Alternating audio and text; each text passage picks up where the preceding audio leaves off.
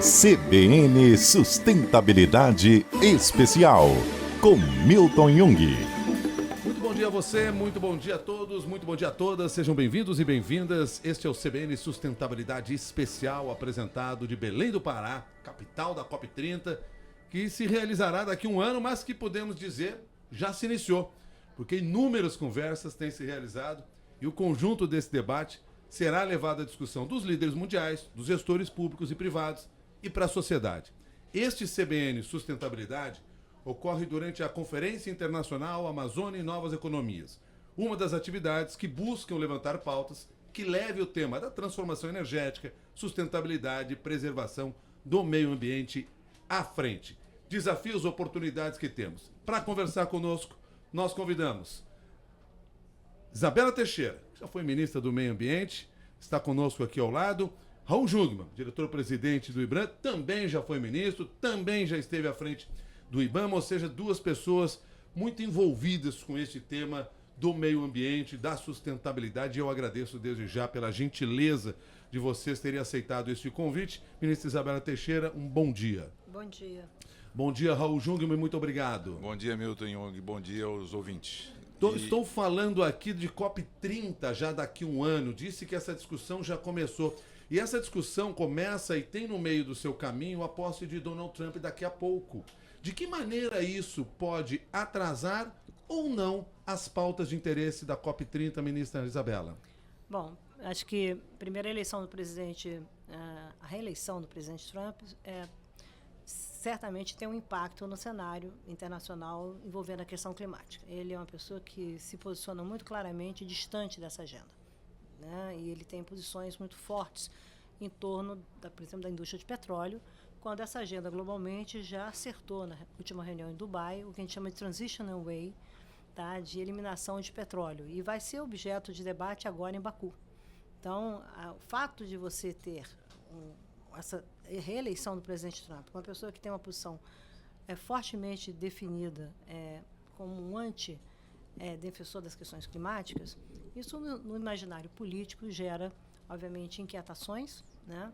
Mas temos que ser realistas e pragmáticos para entender duas ou três coisas. Primeiro, o contexto dos Estados Unidos hoje em relação a essa questão climática não é o mesmo contexto do que foi do primeiro governo Trump, quando ele desembarcou de Paris.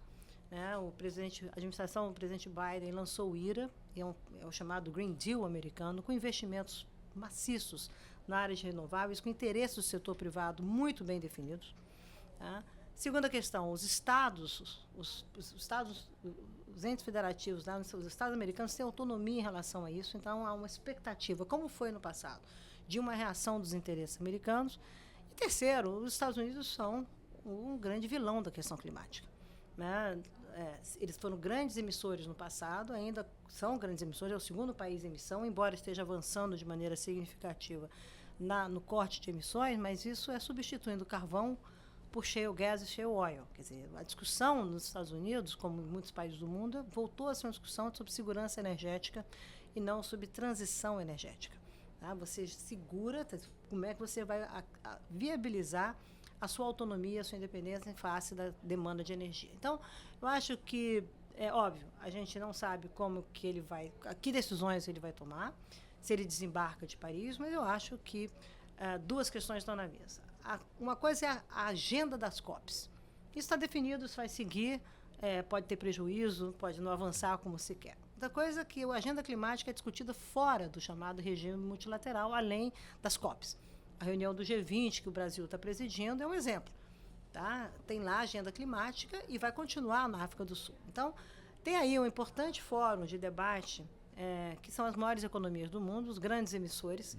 Que decisão esse fórum vai tomar, ou poderá tomar, politicamente, de se posicionarem, todos esses países, frente à proteção do Acordo de Paris, uma vez que nós vivemos a era da emergência climática. Então, tem aí uma discussão, pode acontecer aqui no Brasil, inclusive a presidência do Brasil, uma vacina de estar protegido, nós seguimos, os Estados Unidos terão que continuar conversando com a gente, etc, etc. Esse é um lado da questão, pode acontecer, pode não acontecer, vai depender do olhar político, das relações que envolvem bilaterais, trilaterais, enfim, toda uma complexidade do mundo diplomático.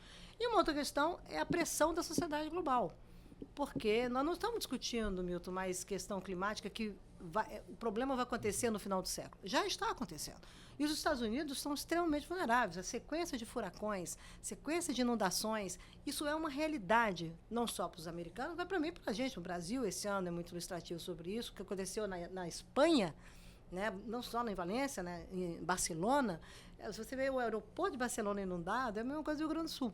Então, é óbvio que essa percepção sobre a crise climática, ela sai do imaginário e começa a cair no dia a dia. Eu acho que deverá ter um movimento internacional de proteção de Paris. Agora, não quer dizer que você não tenha impacto nas negociações. Tá? Ministro Raul Jungmann, e eu vou continuar chamando vocês de ministros e ministras, mas enfim, Raul Jungmann, do ponto de vista do próprio setor privado, que tipo de preocupação se pode ter? Ou nós temos pautas paralelas e agendas paralelas, como a ministra Isabela Teixeira chamou a atenção, que podem ir além dessa discussão que envolve os Estados Unidos? Bom, Milton, muito obrigado pelo convite e estar aqui na companhia da excelente ministra. Me refiro à área dela, que ela realmente é excepcional. A Isabela, é um prazer e uma honra. Eu acho claramente, como Isabela também, que a vitória de Trump é negativa para a causa do meio ambiente, ou seja, para a causa da superação da emergência climática. Isso é indiscutível. Agora, como ela chama atenção para alguns contrapontos. Em primeiro lugar, é que a Europa, ela avançou um conjunto grande, ela tem uma trajetória a ser cumprida e isso não vai ser, digamos, inviabilizado pelo Trump, sem a menor sombra de dúvida. A seguinte questão é que a China, ela tem procurado declarar que ela tem uma posição de proteção do chamado Acordo de Paris, que é o acordo, digamos assim, base para tudo isso que nós estamos vivendo e para os compromissos nacionais serem cumpridos, né?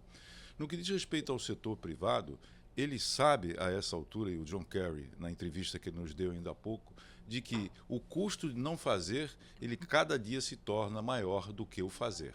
É verdade que os custos são altos, mas se nós não fizermos, o setor privado, ele está precificando isso. E quando ele vê, nós aqui no Brasil, por exemplo, vivemos a cheia do Rio Grande do Sul, vemos a seca extraordinária da Amazônia, fica de claro e evidente, como também em Valência, como também em Barcelona, como enfim em outros lugares, tá certo? Que a inação, que o não fazer vai ser punido severamente. Então eu acredito que o setor privado, ele vai continuar caminhando nos seus compromissos, ele vai continuar apostando na necessidade e também nos ganhos de uma nova economia que emergirá da superação da emergência climática. Novas economias, aliás, estamos aqui em meio a um evento que trata dessa questão.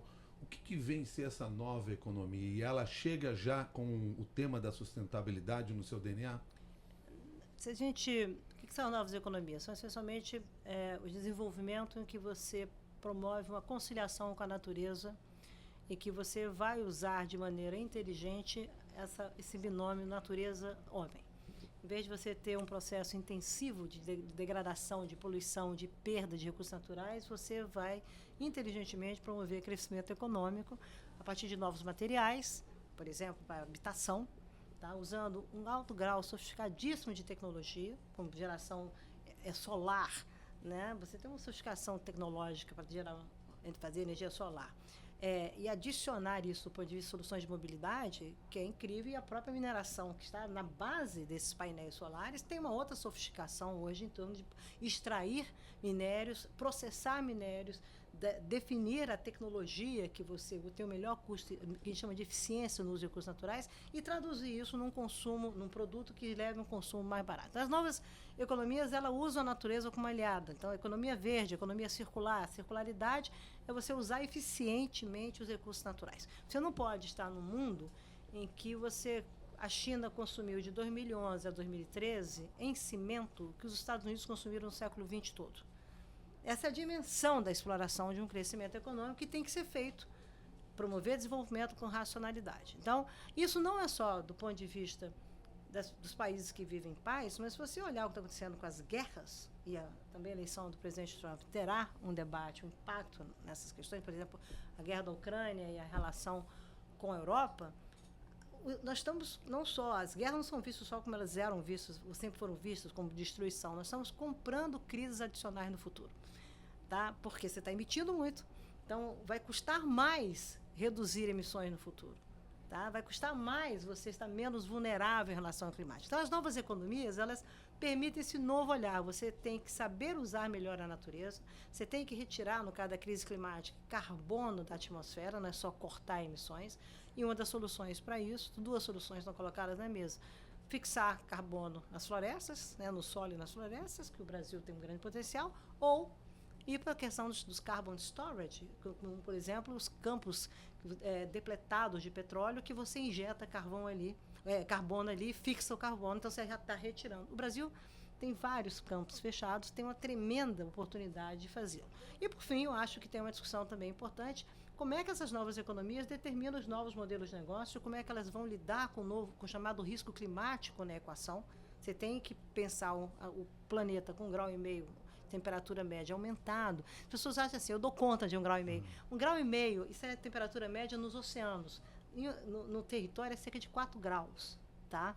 Então, se você projetar isso para 2 graus e pouco, significa que o carioca vai à praia durante 40 minutos no futuro. Ele não dará conta de ficar. Então, as pessoas não têm essa compreensão ainda do que significa o aumento da temperatura. As economias, como é que eu produzo alimentos, como é que eu vou produzir, se eu vou ter água, se eu não vou ter água, tudo isso vai mudar. E é aí que as novas economias entram para serem provedoras de soluções, um novo olhar de promover desenvolvimento, resolver desigualdades, tendo, essencialmente, da maneira mais simples de falar, a natureza como uma grande aliada e não como uma grande vilã, como hoje é colocado por nós.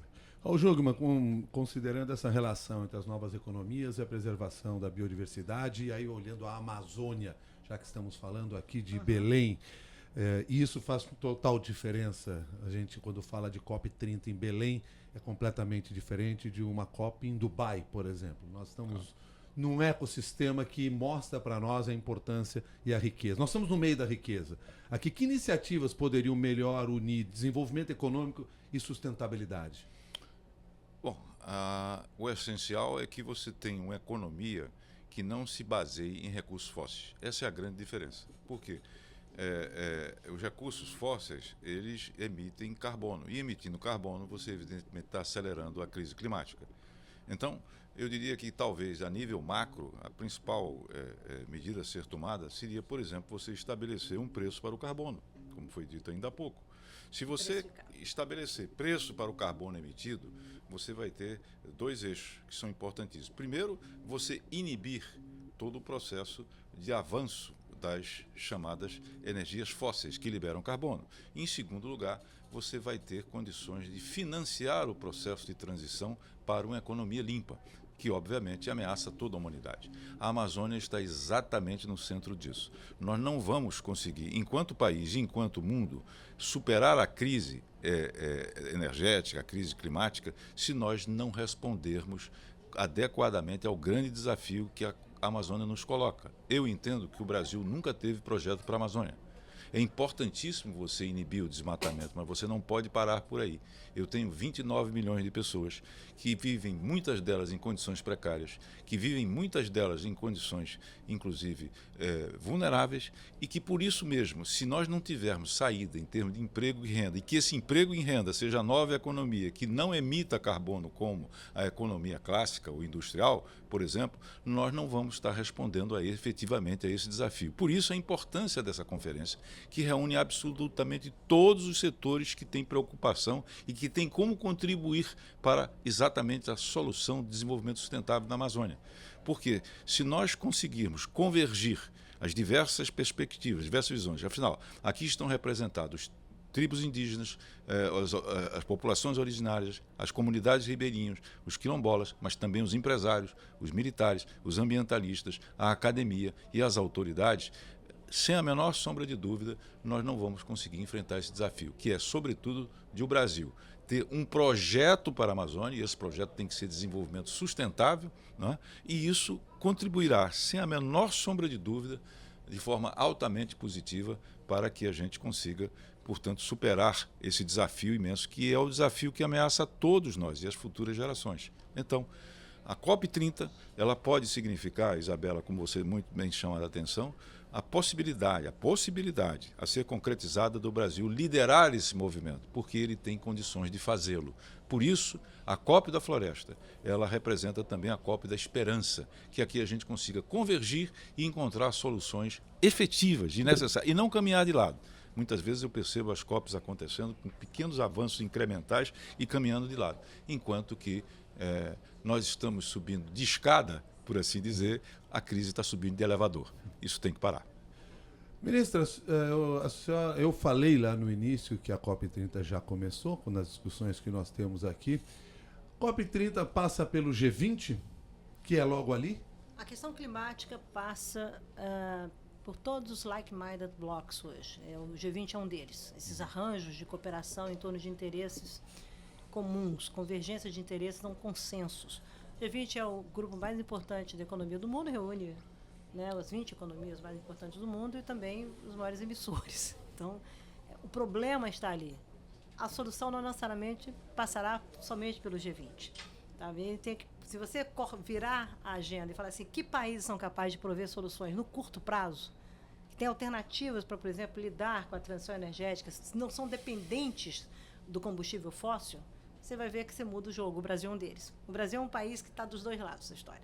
Tá? Então é muito interessante esse olhar político de como que a questão climática, que eu falo que hoje, a gente usa em inglês a expressão, Milton, climate politics and climate geopolitics. A questão climática é parte desse novo arranjo de poder no mundo, tá? E, portanto, ela não é mais uma questão estritamente ambiental como foi tratado no passado. Ela é uma questão de desenvolvimento, de inovação, de compartilhamento de poder. O Brasil tem soluções para uma série de coisas. O Brasil tem, voltando, se você me permitir, o que foi dito aqui sobre a Amazônia. A Amazônia, ela tem um conceito internacional muito bem definido. Ela passa pelo conceito de segurança climática do planeta. Os estudos científicos do IPCC mostram que a Amazônia tem um poder de captura, de tirada de carbono, que se não só corta, e de fixação de carbono porque a floresta está crescendo. Quando você desmata a floresta, que está acontecendo hoje, a Amazônia já não absorve mais o carbono como antigamente. Tem várias regiões aqui da Amazônia que, pelo contrário, a floresta está inflamável. Ela parou, os estômatos das áreas se fecham, ela para de fazer fotossíntese, ou diminui, é como se fosse baixando o metabolismo. E aquela floresta que produzia água, deixa de produzir água.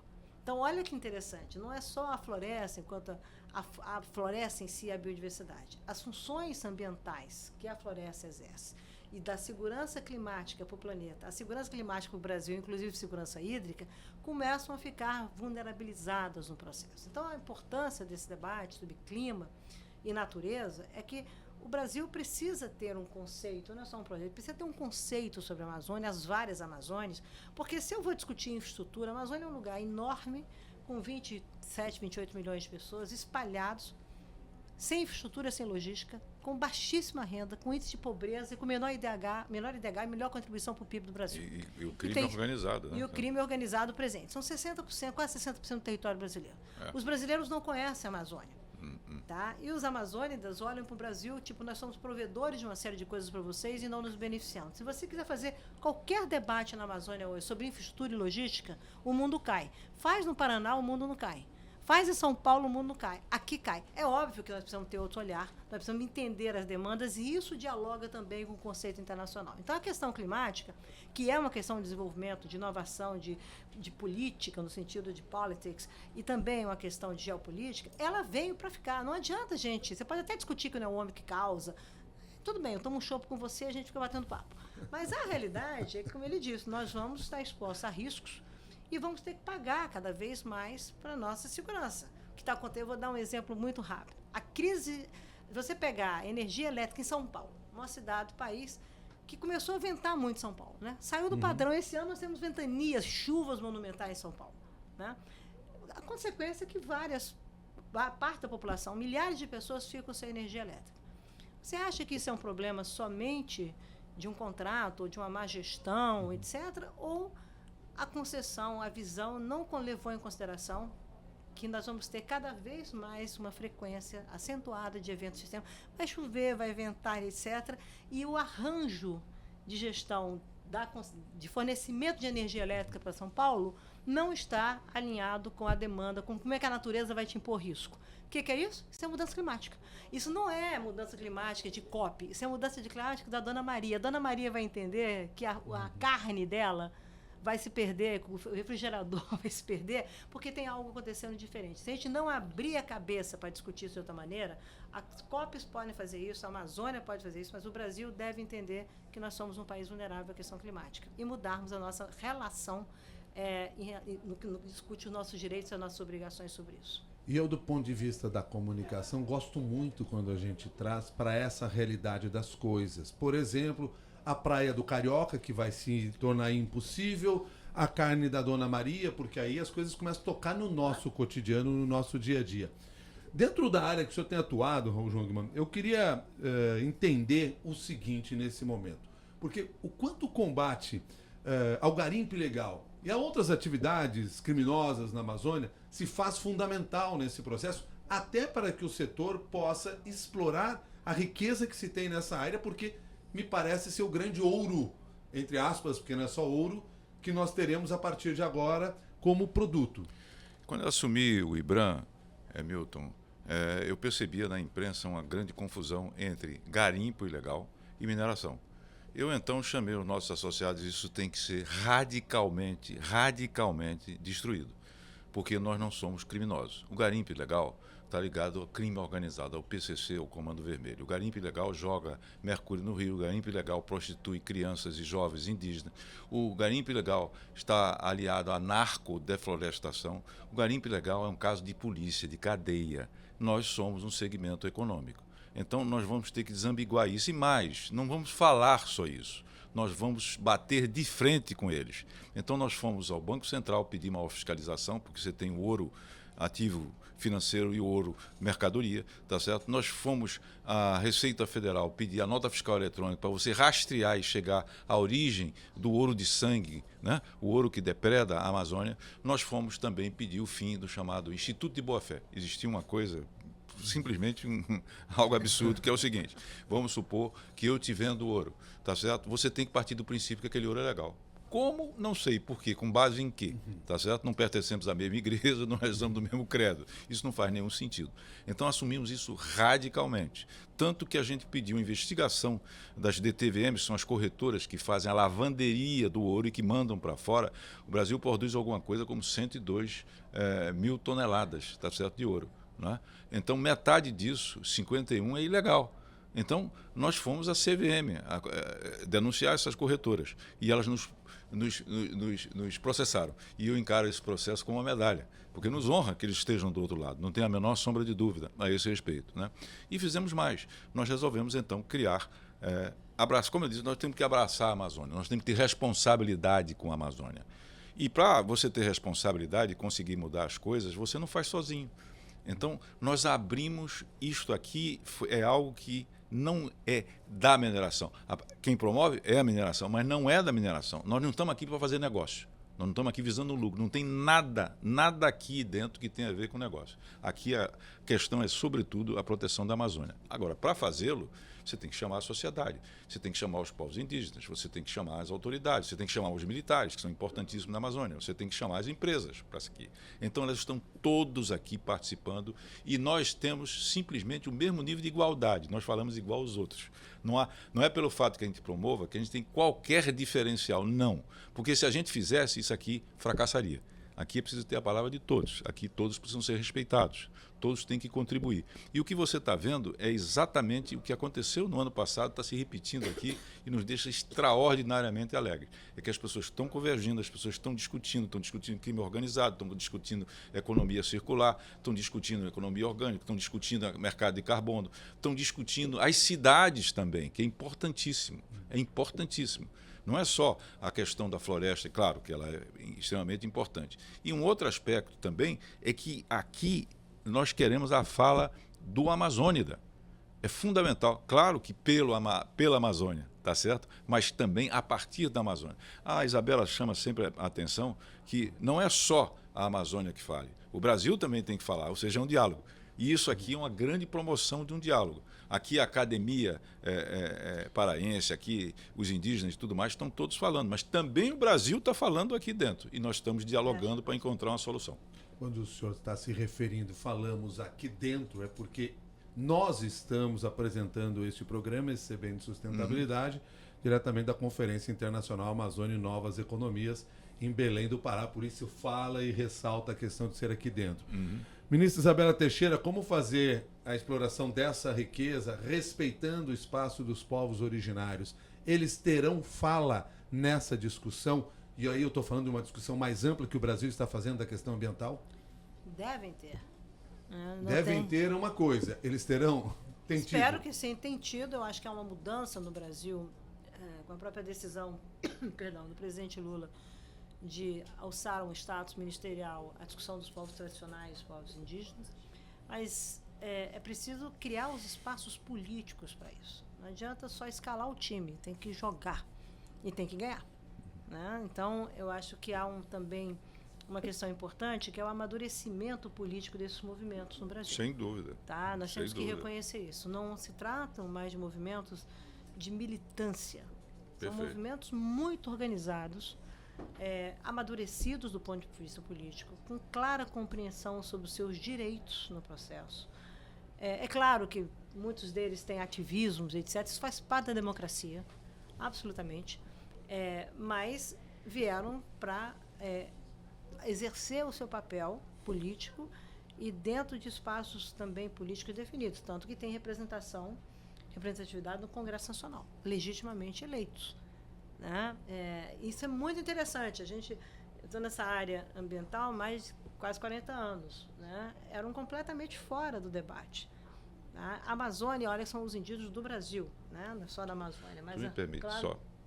Eu fiquei tão feliz com a notícia que vai exatamente do seu encontro.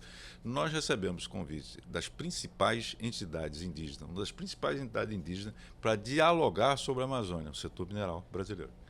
Chamando, veja bem, quer dizer, você está rompendo as bolhas de um lado e do outro. Rompendo as tensões, existia uma situação polarizada. Ano passado foi dito isso, expressamente uma das avaliações, a mineração saiu do corner. Isso. Agora, o setor tem que ver esse país. Claro. O setor não pode achar que você vai ver o Brasil sob as suas lentes. O país é de uma diversidade, você tem várias Amazônias. E o desafio político é saber buscar uma convergência de visão e de interesses em que seja uma situação vencedora para os ambos lados, e não uma coisa impositiva.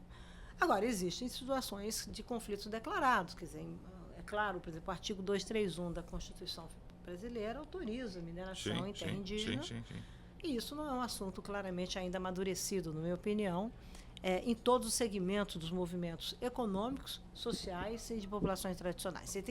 Por quê? Porque existe uma pauta ainda requisitando os direitos de demarcação de terras indígenas. Então, parece que a gente quer discutir coisas e eles ainda estão, obviamente, disputando aquilo que eles entendem seus direitos. A disputa do marco temporal é muito ilustrativa sobre isso. Agora, eu acho que eles terão também voz, porque você tem nesse movimento internacional uma consolidação nas COPs de clima do papel das populações indígenas. As economias que têm a natureza como aliada passam pelo conhecimento tradicional, pelo conhecimento dessas populações, como caminhos para você poder lidar melhor com a proteção da natureza e o desenvolvimento sustentável. Então, isso traz internacionalmente algo consolidado. Tá? Não adianta achar, não vai ter. Vai ter. Você vai ter que sentar-se à mesa e negociar, saber negociar. E o Brasil tem protagonismo disso. Então, eu acho que nós temos que entender no Brasil o papel dessas populações, não só os povos tradicionais, os povos originários, os ribeirinhos, etc., em torno, são brasileiros como nós, usam o mesmo passaporte que a gente, a mesma carteira de identidade, igualzinho. E que estão numa disputa de serem vistos, reconhecidos os seus direitos e depois terão que lidar com os seus deveres. Sim. Tá? Em relação ao desenvolvimento desse país. Então, não é um mundo à parte.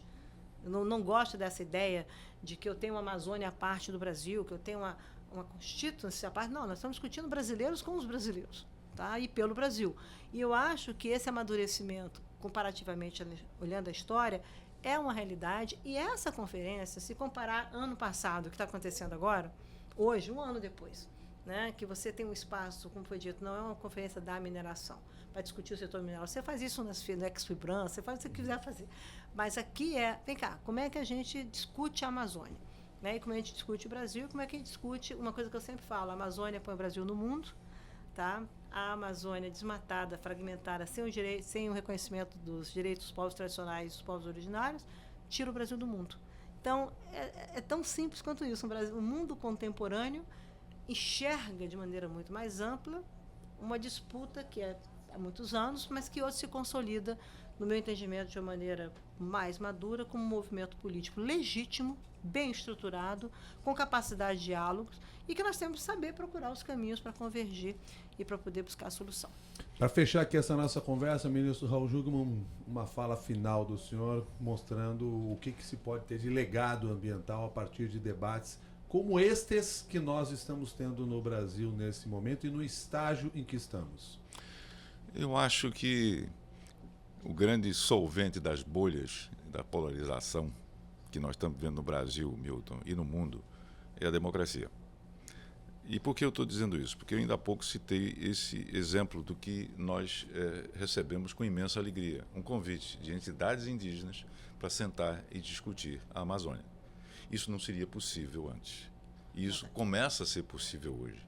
A alegria vem, é como se você tivesse, nesse mundo hoje que se forma de bolhas, tá certo? Nós contra eles e assim por diante, num mundo em que você vê um amesquinhamento de valores que a gente cultivou a vida inteira, que são valores, enfim, humanos, da certo, humanitários, como você quer, envolvendo a própria humanidade, possibilita que você dialogue. A base para você começar a superar exatamente isso é você ver o outro não como inimigo, como adversário, mas como um possível partner, como um possível parceiro na busca de soluções para todos nós. Esta conferência, ela é, digamos assim, a expressão disso, a expressão dessa crença que nós juntos podemos superar aquilo que nos aflige e legar às futuras gerações, sendo muito claro, aos nossos filhos, aos nossos netos, tá certo?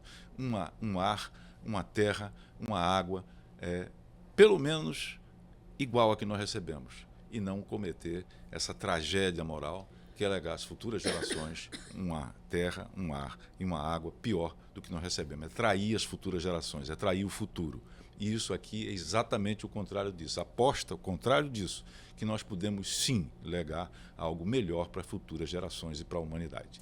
É a nossa contribuição que é pequena, eu sei que falei de coisas amplas, mas é assim. É muito melhor você dar um passo com 1000 do que 1000 passos com 1.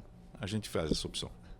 Raul Jungmann, muito obrigado pela sua gentileza estar conosco. Isabela Teixeira, muito obrigado pela sua generosidade também. Obrigada. Está aqui ao nosso lado, trazendo aí parte dessas mensagens para que a gente possa refletir e buscar, sim, no conjunto da sociedade, esse real avanço na questão ambiental, porque é o nosso meio ambiente do ser humano. E não é só questão ambiental, questão climática, aquilo que o brasileiro melhor sabe fazer. Vamos conversar. É só questão de prosa. Vamos continuar conversando. E eu agradeço a Isabela Teixeira, que já foi ministra do Meio Ambiente, Raul Jungmann, diretor-presidente do IBRAM, também já foi ministro, também já esteve à frente do IBAMA, e aceitaram o convite de participar aqui desta nossa conversa, deste CBN Sustentabilidade Especial, que teve as participações do Carlos Greco, da Priscila Gubiotti e do Rafael Furugem. Até um próximo capítulo do CBN Sustentabilidade. CBN Sustentabilidade Especial, com Milton Jung.